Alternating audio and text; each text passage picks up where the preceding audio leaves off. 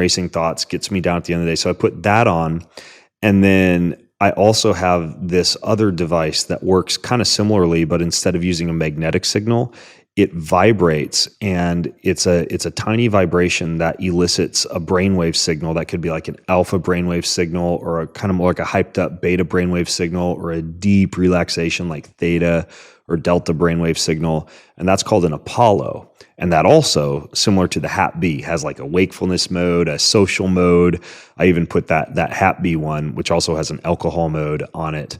I gave it to my son who wanted to try it out at dinner one night, and it was in like social alcohol mode. He got like super funny, and he was joking. He was really relaxed. Then as soon as I took it off of him, he was just normal again. That quick. I wasn't giving my son actual alcohol. Yeah. This is just like simulating the effects. So I put the Apollo in relax mode. I put the HAP-B in relax mode, and I climb into that hyperbaric chamber. And then I've got like lavender essential oil in there, and I lay back, and then I play this track, and I discover a lot of things through podcasting. Mm-hmm. Half the stuff I learn is from talking to people I'm who learning are like right now. I mean, super duper smart, who normally never give me the time of day, and I get to pick the brains of these scientists. Well, you're and doing that for me and today, physiologists so.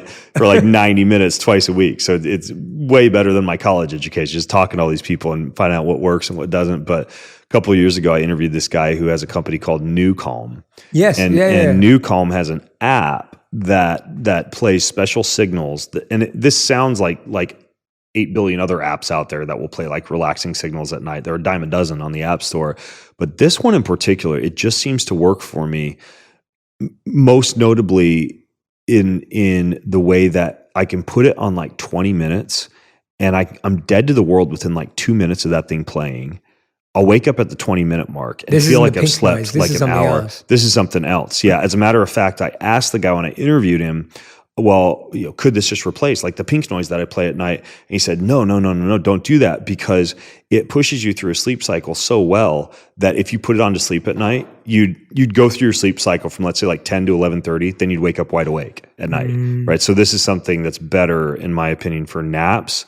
The other time I'll sometimes use it is if I wake up, let's say at like 3:34, and I want to snag an extra 30, 40 minutes of sleep or whatever, I'll put it on that. So I do the nap with the Apollo, the HAP-B, the hyperbaric, the oil, and then the that HAP-B. And even though I'm sleeping 6 to 6.5 hours a night, I get up from that nap and I'm kind of groggy for like 10, 15 minutes. Yeah. But what I do is I go and I jump in that cold pool, right? And then I'll have some kind of stimulant. Like I'll just pop a piece of nicotine gum, or have a little leftover coffee from the night before, whatever. And then boom, it's like I have a second day. Wow. I feel amazing. I'm fully present with my family that night at dinner. Whereas if I push through that afternoon slog, it's just kind of like you get to dinner and you're just kind of like, I can't wait until bedtime. Yeah. And I don't like that feeling personally. I'm just impressed at your charging skills. Like you must have the most organizing charging schedule for all these devices. What's it? They all need to be charged. They all need to be like, I'm impressed. Like most people can't even charge their phone. You're like here, charging it's kind of 7 devices. Like so it's amazing. And I mean that genuinely. I'm not just I've got one charging station in the dining room that I just kind of keep everything plugged into. So I've got like 4 or 5 devices that I'm kind of charging during the day. Or the reason that I plug them in is not because they have a low battery life and they need to be charged. And this is important for people to know. Yeah. Any of these devices or anything I try, I have a hard and fast rule that it must be able to be placed in airplane mode for the reasons that I stated earlier. Yes. So if somebody's like trying to like sell me or have me try like some crazy new sleep system, mattress, self-quantification device or whatever, one of the first questions I ask is, well, can I disable the Wi-Fi or can I put it in airplane mode so that during the time I'm using it, especially for rest, I'm not getting bombarded by signals? I'm so happy you brought this up. And so most of them can, but the problem is when you place a device in airplane mode, typically to reconnect it to your phone, because most of these are run via some kind of app on your phone, you have to plug it back into a charger and that I'm not an engineer. It takes out airplane mode basically. And so a lot of times I do have to like plug things in, get up from my nap, plug the HAP-B and the Apollo in so they're ready for the next day. But But yeah, it's there are ways, especially in our day and age, that you can definitely get by without just swallowing hook, line, and sinker. That the 8 to 9 hours of sleep a night message. Like there's a lot of ways around it. Yeah, tell me about a time, Ben, when like for you this. You've always been athletic. You are an athlete. You've been an athlete. You spoke about that before, but you also mentioned that, there have been times when you didn't feel this way. And I want to hear a bit about that, about how your life was before you really understood the body as deeply as you do today. Because I feel like for a lot of people, when they see you, like to me as well, and I really mean this in a genuine way, I see you as like, wow, this guy's like just, really understands the body, really understands the mind, and you're an expert, so you sound like an expert, but I know for a fact that you weren't born that way, and that's not how you've always been, and I'd love for people to hear about that journey around, tell me about a time when you didn't feel boundless, when you didn't feel as, like now it's like how to turn this, and you play with this, and now it's an experiment, and it's fun, and you enjoy it. Tell us about when you kind of were like, did you ever feel broken health-wise? Did you ever feel like everything was just a mess? Were you ever in the place that most of my audience may be feeling like, where they're just like, Jay, I'm just struggling to get out of bed in the morning. Like, I don't sleep. I've got like, I'm bloated. I'm feeling gassy. Like, tell me about when you felt like you were at your worst as opposed to what we see now. There's 3 things that I want to tell you right now. When I was a kid, I was homeschooled K through 12. The emphasis of my homeschooling was really more on a classical education centered around Latin and logic and rhetoric and the great books and tons of reading, which I loved. My happy place was the library, and my parents would have to take me out of the bedroom and almost like threaten me with punishment if I wouldn't come out and socialize with people because I just wanted to be in there with my books. I played the violin for 13 years. I was president of the chess club. I loved to take apart computers, right, and design video games and figure out how my hard drive worked, and was an early adopter of a lot of these technologies in a very geeky way. Prior to the advent of social media, et cetera, when it was, you actually had to kind of have a working knowledge of some of these technologies, and I was pretty much like a geeky little Christian homeschooled kid. I remember the stuff I got mad about when I was a kid was like when some kid would like quilt a doily at our homeschool talent competition and beat out my watercolor painting, right? Like, and so was it your mother and father that were both? Or was the homeschool like there was a group of kids and teachers? Both. We had a pretty good homeschool collective, so I didn't completely miss out on social life. Yeah. I was a weird kid in that I was very independently driven to learn, and I am still that way now. Definitely. My parents would literally just give me books and walk away. They would literally give me the whole year's math curriculum and then just like make sure I took the tests. Yeah. My siblings were not the same and needed a lot more kind of handholding, but I've always been curious and driven from an independent learning standpoint. Yeah. And it really wasn't until I discovered the sport of tennis that I became interested in physical culture at all. When my parents wanted to create a really cool environment for all of us to grow up in. So one day they announced that they were going to bring in some folks and we were all going to pitch in and learn a little bit of construction and lay asphalt and build a tennis court. So we built a tennis court, and they hired a tennis instructor, and her name was Michelle, and I had a big crush on her, which helped with my motivation to play more tennis. But I also loved tennis, and I got really good at it, and it came really naturally to me. And I started to run up the hills behind my house, and my dad took me down to the local sporting goods store to buy little 10-pound dumbbells, and I started to figure out how to drink milk to get strong, and the kind of things that made me faster, and how to stay hydrated and water and minerals. And I had a couple of mentors. A guy who was my younger brother's best friend's dad was a bodybuilder, so all of a sudden I'm learning about nutrition and working out from him. So you got into another friend is a power lifter. So by the time I'm like 15, I was done with high school. So I'm like, I don't want to go program computers or paint watercolor. Like, I want to go learn more about this body and tennis. So I walked onto the local college tennis team when I was 15 and started playing tennis, started studying exercise science. Got a master's degree in physiology and biomechanics, and wound up opening a whole bunch of personal training studios and gyms in Washington and Idaho, and just have been hardcore in the health and fitness and nutrition scene ever since then. So initially, I really wasn't interested in much of this stuff at all. But at that point, I spent like 20 years competing in all these crazy hardcore, obstacle course races and Ironman triathlons and open water swims and adventure races. That was my life for like 20 years, was using my body as a guinea pig, using all these races and events as like a battlefield to test stuff out. I was coaching, I was competing, I was traveling, and I thought I was the bee's knees when it came to fitness. I would say that if you were to look at me and judge me through what our world considers to be fitness, which I think is a bastardized version of fitness, I was one of the fittest humans on the planet. Like I really did look good in spandex and could ride my bike really fast, run up hills. And to reply to the meat of part of your question, it was about 9 years ago or so when I really got into self-quantification, testing of blood work, testing of biomarkers, sleep, nervous system, all these things that we can easily test now that you normally would have had to pay tens of thousands of dollars for, the Princeton Longevity Institute or some executive facility, only available to wealthy CEOs. We can now get all these tests in our own home. And I got super interested in this stuff, and I started to get all these tests, and I realized, oh crap, like I'm fit on the outside, but I'm dying on the inside. High inflammation, low testosterone, dysregulated thyroid, gut inflammation and gut issues and constipation and brain fog and all these issues that technically somebody with like low body fat and muscles who can like run and lift weights, you wouldn't expect to have. Yeah, that's but really true fitness is not about going to a little fake box at the beginning of the day and pushing, fake heavy things around for an hour and then walking out and assuming that you're good to go and maybe kind of sort of eating healthy like a protein bar or Trader Joe's or whatever. Yeah. There's so much more. There's so much more when it comes to the body. And that's what I began to discover. My first big book that I wrote called Beyond Training was just that. It was like, okay, so as an athlete, there's all these other things like digestion and hormones and endocrine system and inflammation and blood sugar regulation and immune system integrity and all these things that we don't think about when it comes to what it truly takes to have long health span and lifespan.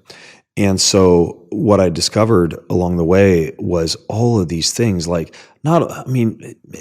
Health Magazine or Women's Health Magazine or whatever will tell you how to exercise and how to eat healthy. Okay, maybe sometimes they miss the mark a little bit, but for the most part, it's not rocket science for somebody to go out there and figure out, okay, eat real whole food that's recognizable, that preferably is as close to earth as possible, and then like move your body, lift heavy stuff, and occasionally breathe hard, playing tennis or soccer, high intensity interval training or whatever. Like we've kind of cracked the code on eating healthy and moving, and most people can find that information for free pretty readily.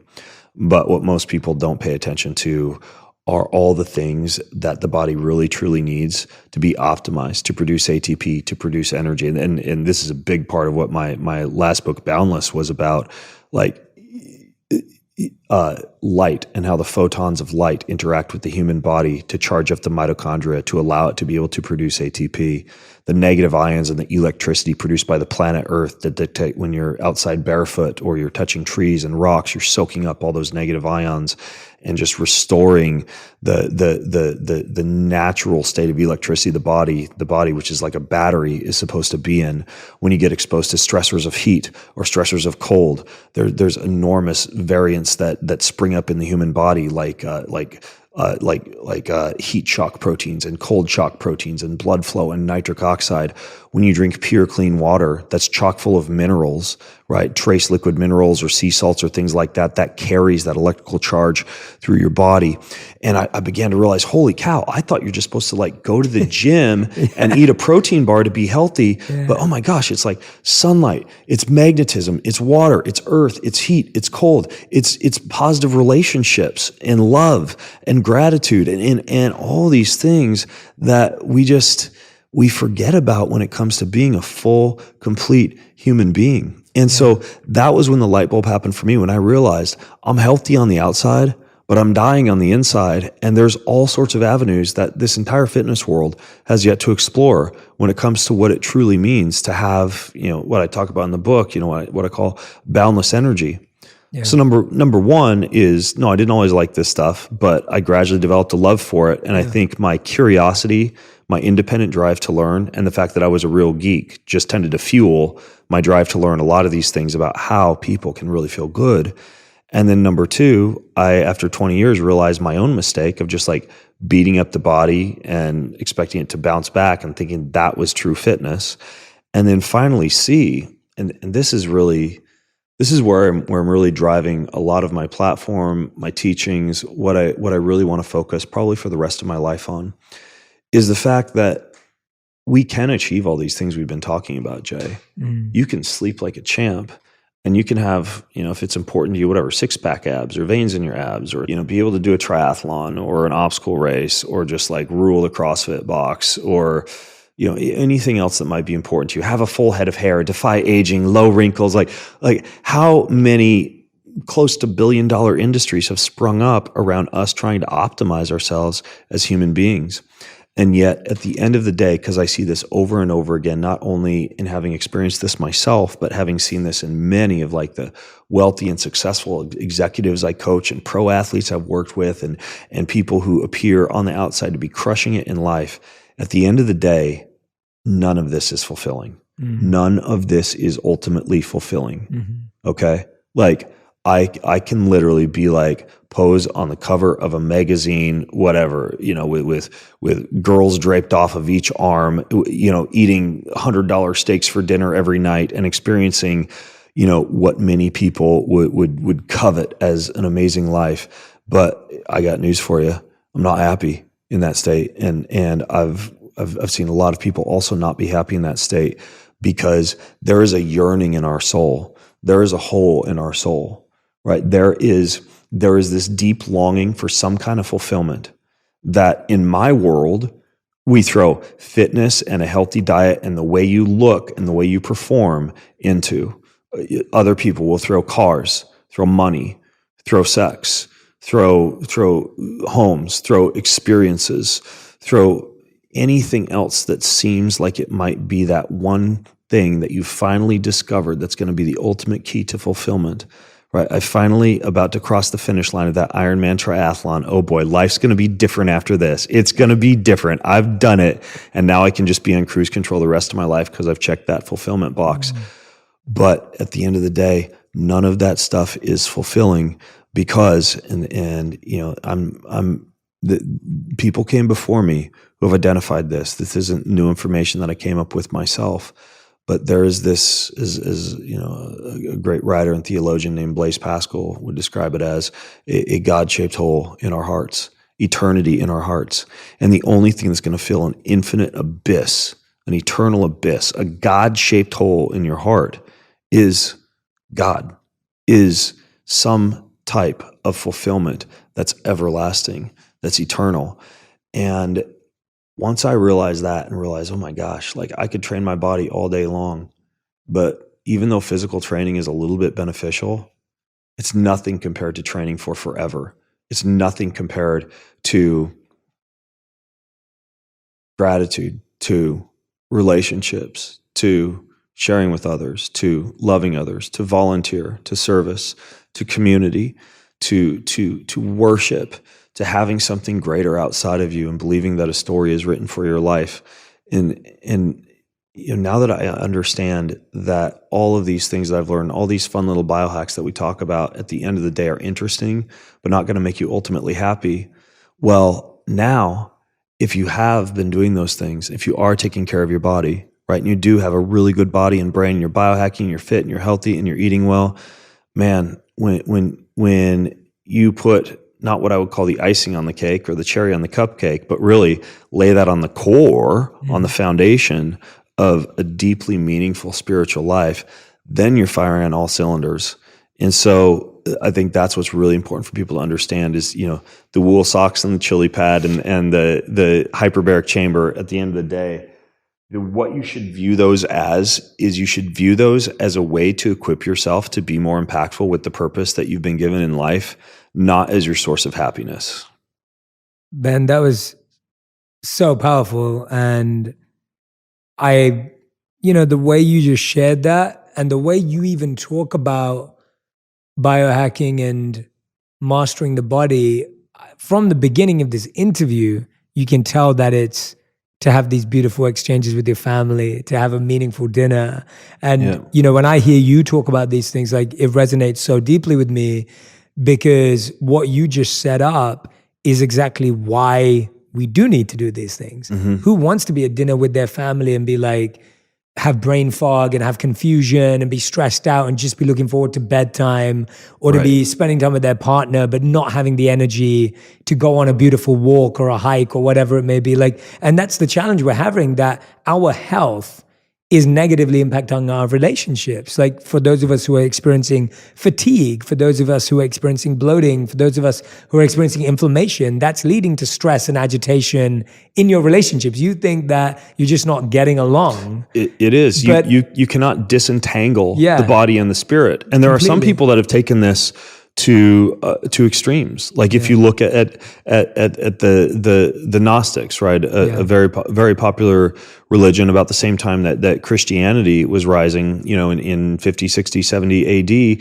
they believed that all things fleshly and physical were evil and bad, and that the only thing important was the spirit, and that marriage was bad, and that good food was bad, and anything that even remotely reeked of Epicureanism was bad, and one should be stoic, but stoic to the nth degree. And the fact is that the body is sacred. Food is sacred. It's not just this physical, biological interaction with your taste buds. Sex is sacred. It's not just two bodies rubbing together in mutual masturbation. Fitness and even the movement of electrons through the body.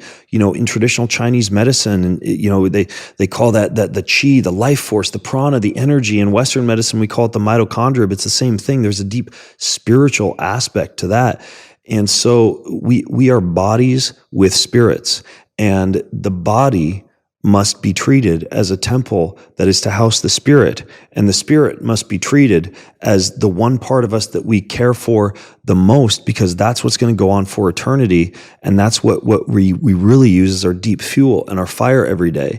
And so, in an ideal scenario, when you wake up in the morning, in addition to impacting this world fully with whatever purpose you've been given with your life in a spirit of loving others, you should also be asking yourself, how can I equip both my body and my spirit today to be as impactful as possible? And it's both, and you can have both. You don't have to be like no offense, Jay, but like whatever, like a skinny yogi monk who's, who can't hold up a heavy weight without their bones breaking. You also don't want to be an Adonis at the gym who just basically doesn't even know what a gratitude practice is or how to pray to God or anything like that. But human beings, we are some of the most complex, if not the most complex creature on the face of the planet. Yeah. Maybe a platypus or something might be up there. Kind of interesting. But we have the ability to live our lives with this amazing body and an amazing spirit. And in my opinion, there's no reason that you can't have both. Yeah. And man, when you get into that state of literally having your cake and eating it too on the highest level, life is amazing. And everybody, every single person listening in right now has the capability to get to that level, as long as they realize that most people around them have settled for status quo. And if you realize that you actually can rise above, and you can train your spirit and you can train your body, and all of this is learnable, all of this is teachable, all of this is practicable and habit formationable. And I'm going to stop making up words now, but anybody has this within their power to be able to accomplish. Yeah, well said. No, and I feel the same way. For years I focused extensively on the mind. I focused extensively on intention. I focused deeply on gratitude, service, and that's where I spent most of my life, because that's what I naturally gravitated towards. It's what my monk training was based on. It's what my heart was drawn to, and everything you just shared. And I find myself now coming over to the other side, right, and wanting to learn more about the body. Right. And so what you just said is it sits very closely with my heart, because I grew up as someone who dived deep into the spirit and the mind and the heart and the soul, which has been the foundation of anything that I do today. But I have come backwards almost. Yeah. And I'm not saying it's backwards or forwards. I just think I've come to that realization that my spirit can only do as much as my body. And it's crazy, because as monks, the order of our priorities were meant to be health, sadhana, service. And so health is health, as you're saying it, your physical, your body, your temple health. Sadhana is your daily practices of gratitude, intention, prayer. And then seva or service is you then sharing that with the world. Right. So the pyramid was meant to be that. Yeah. But some of us, including me, decided to skip that first one and do 2 and 3. Yep. And I'm almost, the reason why speaking to you is so powerful, and some of the things that I've started experimenting with and playing with, probably in the last couple of years, have been totally that direction of, I now want to understand my body so that I can serve better. Yep. So that I can serve for longer, so that I can have more deep loving exchanges. And that's the goal, right? Yeah. When you come at it with love others, yeah, right? Not how do I look in the mirror? No, and that's why I never focused on how fast can I it. run a mile? It's loving others, and in the very same way that the best businesses are not necessarily built on a monetary goal, but are built upon a goal of how many people can we serve, how many people can we touch, how many lives can we affect, and the money will follow. Yes. I mean, for me as a business person, right? Like I have to make a living, and I'm a content producer, kind of like you. Like a lot of my business is driven by me educating people. And when I write an article, or when I record a podcast, or when I'm, doing an Instagram post or whatever it is, I tell myself, okay, my goal, even if there is a product, a solution that's offered here as part of this post or this podcast or this story that someone can go buy, my goal is that someone finishes digesting this content, listening to this audio, reading this essay, looking at this post, and walks away a better person, regardless of whether or not they actually purchase anything. Yeah. Right? They walk away, whatever, knowing more about the gut, knowing more about the hormones, knowing more about the brain, knowing more about gratitude, knowing more about whatever it is that I'm producing content about. And I tell you what, when I write in that way, and I teach in that way, and I produce content in that way, I don't have to worry about money. That just kind of follows, right? And honestly, it follows in a better way because you create a more hardcore audience that trusts what you have to say because you actually care about them. And that's why you're getting out of bed in the morning. And so it should be the same way for yourself. When you go to the gym, and try this if you're listening in right now. If you go hit the gym tomorrow, or you go out, whatever, your basement, and you're breathing hard and beating yourself up and doing your burpees or whatever the case may be, think about how you're equipping yourself to be impactful at work, to be present for your family, to have a lifespan and health span that enables you to be passing wisdom on to your great-grandkids or your great-great-grandkids. That level of motivation that you experience when you're doing things to love others, or arguably also doing things to equip yourself to just be able to more fully savor this amazing planet that we are on, all of a sudden, man, compared to like, what's the scale going to say today? It's just a much, much more empowering way to train for health. Yeah. I couldn't agree more, man. I couldn't agree more. Tell me, before we get to the final 5 questions of the interview, we're nearly at the end. I want to ask you, if someone, you very emphatically stated that anyone who's listening to this, anyone who's watching can do this, can have both. I'm with you. I agree with you. I'm aligned with you. Tell me about what you said earlier. You were saying, Jay, I still work with a few people on coaching, and you were sharing to me I should sleep between 63 and 65. That's going to be better for me than even 65 to 67. So much of this is habit change. You've created so many new habits in your life, experimented. For those of you who have not read Boundless, when you pick it up, what I love about the book is you break it down into tiny sections around explaining each part of the science, but then giving a practical thing that someone can do today. You have technology that if people want to adopt it. Habit change is a huge part of what you do. Where are people going wrong in their habit change? What have you seen through your extreme experimenting where habit change has actually worked for people? I would say what comes to mind for me first when you ask that question is a big part of it is relevance and understanding why you're doing something. When I was in high school, I really hated math and science. And when I got to college, I just became a standout in math and science because I had a teacher first year of college who made math relevant by tying in a lot of wealth preservation and savings and investing components that made math super relevant to me. And so at that point, I just developed this wonderful love for math and a habit of studying math because it was relevant and I knew why I was doing it.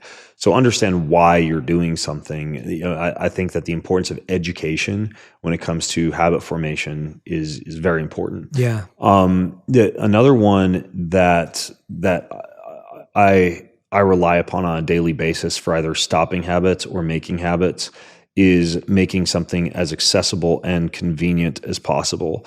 Meaning that I am probably, like, from a fitness standpoint and a consistency of fitness standpoint, probably just about as fit as I've ever been in terms of true health and some of those parameters we were talking about earlier, because partially I really haven't had to leave my house to go to the gym and was kind of forced into that because of COVID. So everything I need is, I got to step over a kettlebell to walk into my gym. I got to, like, walk underneath a pull-up bar to go down the stairs in my house. I have to basically, like, walk past a cold tub every day. And, there's just healthy food strewn all about the house. This idea of surrounding yourself and making everything convenient, down to the point where if you're going to go for a run in the morning, having your running shoes and your shorts right there beside the bed, so there's very little cognitive resistance to starting. That would be a second thing that I found to be really useful, is making things convenient.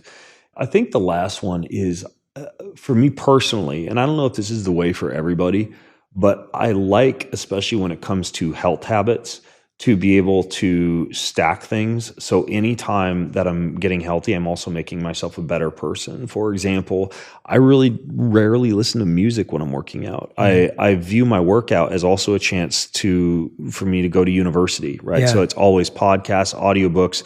When the going gets really hard, and there's actually some studies that have shown this to be a cool tactic, that's when the music goes on, like when you need it the last minute. So you're kind of like saving your brain to get to the point where it really, really needs the music, and it's not just kind of used to the music at that point and can actually push past. I do like the red light therapy and the grounding and the earthing mats and the essential oils and this special, like, water repair device called a NanoV on my desk but I don't go in there and just do all that stuff and have it be unproductive time. Like, that's the time when I bang out my first 45 minutes of emails for the day. So I always figure out a way to make something more palatable in terms of tying that habit into something. I mean, I got out of the habit, because I'm a big fan of reading scripture and reading the Bible every morning. And I even found myself, and this happened a few months ago, I was sitting there reading my Bible. I'm like, why am I just sitting here reading the Bible? Aren't there other things that I could be doing? And you'd think that'd be distracting. Yeah. But now I read my Bible while I'm sitting in a pulsed electromagnetic field chair with a biocharger on. And it's like, I'm still reading, but my body's kind of like getting better at the same time. So I love to stack healthy habits. And it's very rewarding when you stack them all and also figure out how to still be productive during the day. So it's not like you're having to rob Peter to pay Paul. It's like you're paying Paul and Peter at the same time. So those are the top three things that come to mind. Educate yourself about why you're doing what you're doing. Surround yourself with what you need to maintain positive habits while hiding the things that would cause you to form negative habits. And then basically stack habits and make the habit fun or meaningful or productive, so you don't feel like you're wasting time engaged in that habit. I love that. Ben Greenfield, everyone. Ben, that was amazing. I'm like, you need to come on for a part 2, but we can't wait this long as we waited to do a part 1. Well, maybe we can go to some other longevity hotspot. I don't know. Okinawa would be interesting. That would be amazing. Have you been sushi and purple potatoes. I haven't been. I've spent a lot of time in Japan. I used to race over there a lot, and I've spoken over there a couple of times. But I absolutely, I love the food. Depending where I'm at, I like the culture. I would say probably one of my favorite places over there would be Kyoto. Right. Just great touring, great walks, and I'm a fan of sushi. Although now I know we're trying to wrap up, but I'll finish here. I've been making my own sushi. I found this fish service called Seatopia, and they deliver sashimi grade.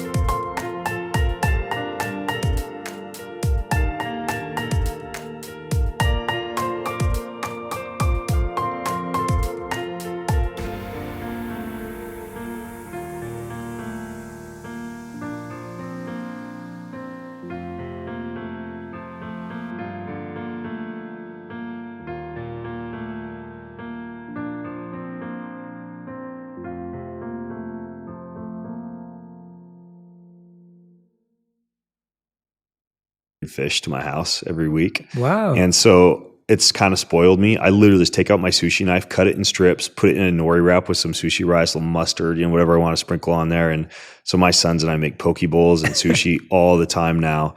But I do enjoy a good actual legitimate Japanese sushi restaurant occasionally. Of course. Yeah. Amazing, man. Well, Ben, we end every episode with our final 5, which are our fast 5. So answers have to be fast. one word to 10 words maximum for each answer. All right. So and words have dashes. That's the most important part. Yeah. So the question number 1 is, what is the worst health advice you've ever received? It would probably be, and I won't have a whole lot of time to explain this too much, but it would be eat a post-workout meal. Okay. We'll save that for part 2. Say that for part 2. Is that in Boundless? Do you talk about that in Boundless? I talk a little bit about that in Boundless. Okay, in Boundless. All right, great. Question number 2. What's the best health advice you've ever received or given or heard? Get out in the sunlight more. Charge I need to do that a lot more. I was talking to someone in my health life recently, and they were like, because of the color of my skin, I have to really be out there. So I'm a sun worshiper. I'm a sun I love eater. being out there, but I'm not out there enough, even though because of my skin. We have a giant battery in the sky, and barely any of us use it. Yeah, love that. All right, third question. What would you describe?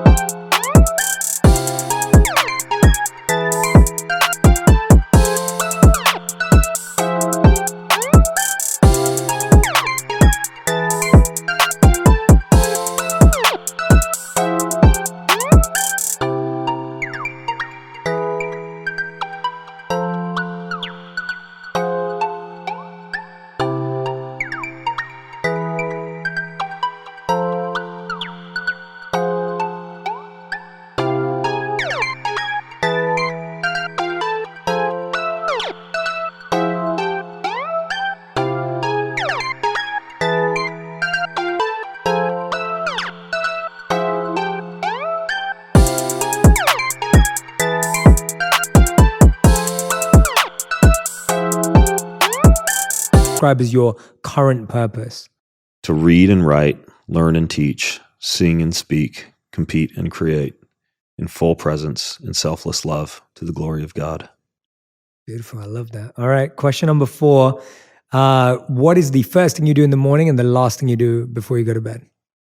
I walk over to the sink and I scrape my tongue from the back to the front using a copper tongue scraping tool. Yeah. Ayurvedic. At the very end of the day? Yeah. Very end? Very last thing? Very last thing. Yeah, very last thing. I put my arm around my wife and I say a prayer with her. That's beautiful. I love that, man. In bed. Thank you for sharing that. That's amazing. That's great. Oh yeah, we use, my wife say Ayurvedic. No, that's our whole so you know what's up. We do coconut oil pulling. Tongue scrapers, everything. I love it. Yeah. My wife's, that's her world. All right, 5th and final question. If you could create a law that everyone in the world had to follow, what would it be? Every day, write down the name of one person who you are going to help, and then go help them on that day. Beautiful. I actually do that every morning. I love that. It's super meaningful. Well, thank you, Ben. Everyone who's been listening or watching, thank you so much for listening. I really appreciate all of you. Make sure you go and grab a copy of the book Boundless and Boundless Cookbook that's out as well. We'll put the links in all of our captions. Ben, thank you so much for doing this. I think you should. I mean, there are countless parts of this episode that I'm going to use in my own life. I'm going to go home and tell my wife straight away to switch us from 63 to 65 now. That's going to change.